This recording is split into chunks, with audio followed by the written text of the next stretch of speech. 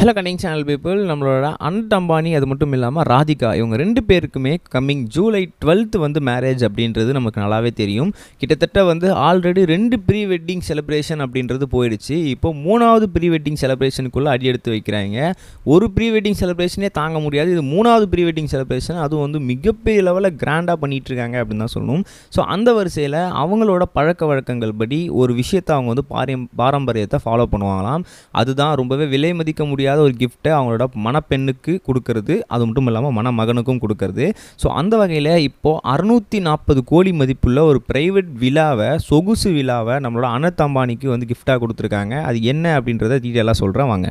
முதல் விஷயம் என்ன அப்படின்னு பார்த்தீங்கன்னா, கம்மிங் ஜூலை 12th அவங்களுக்கு மேரேஜ் அப்படின்ற விஷயங்களை வந்து அனௌன்ஸ் பண்ணியிருக்காங்க. செலிபிரிட்டிஸ்லேருந்து எல்லாருமே வந்து மூலமுடுக்குலேருந்து எல்லாருமே வந்து அடித்து துவச்சி இழுத்துட்டு வந்துட்டாங்க, இங்கே தான் இருக்கணும் அப்படின்ற மாதிரி.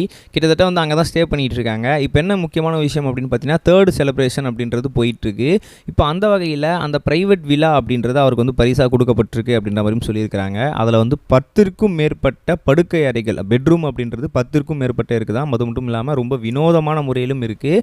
இது இல்லாமல் ப்ரைவேட் ஸ்விம்மிங் பூல் இல்லை, ப்ரைவேட்டாக கடற்கரை அவங்களுக்குன்னு வந்து ரொம்பவே வந்து தனியார் வகையாக்கப்பட்ட ஒரு ப்ரைவேட்டான வந்து ஒரு கடற்கரையுமே அவங்களுக்கு வந்து அதில் வந்து அட்டாச் ஆகிருக்கும் அப்படின்ற மாதிரியும் சொல்லியிருக்கிறாங்க. இது வந்து கிட்டத்தட்ட துபாயில் இருக்குது. துபாயிலே ரொம்பவே வந்து விலை மதிக்க முடியாத ஒரு பட்டியலில் இதுவுமே இருந்துகிட்டு இருக்க போகுது அப்படின்ற மாதிரியும் சொல்லியிருக்காங்க. ரொம்பவே பார்த்து ரொம்பவே பத்திரமாக கட்டியிருக்காங்களாம்.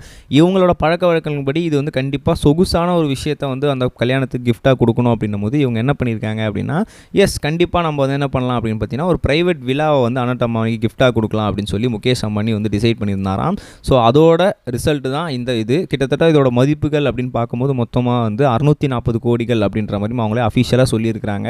அதோட ஃபோட்டோஸ், வீடியோஸ் எல்லாமே வந்து இது பண்ணியிருக்காங்க. பார்க்கவே செம பிரம்மாண்டமாக, இது வரைக்கும் வந்து நாங்கள் வந்து வெறும் கேம்லலாம் பார்த்துட்டு இருந்த மாதிரி ஒரு வீடை வந்து ரெடி பண்ணியிருக்காங்க அப்படின்னு தான் சொல்லணும்.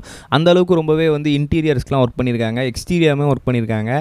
ப்ரைவேட்டாக வந்து ஒரு ஸ்விம்மிங் பூல் இல்லாமல் ஒரு கடற்கரையே கொடுக்கறது அப்படின்றது எவ்வளோ பெரிய பிரம்மாண்டத்தோட உச்சம் அப்படின்றது நமக்கு பார்க்கும்போதே தெரியுது.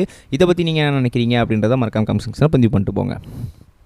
ரெண்டாவது ஒரு முக்கியமான விஷயம் என்ன அப்படின்னு பார்த்தீங்கன்னா, நம்மளோட டைரக்டர் சங்கர் சார்.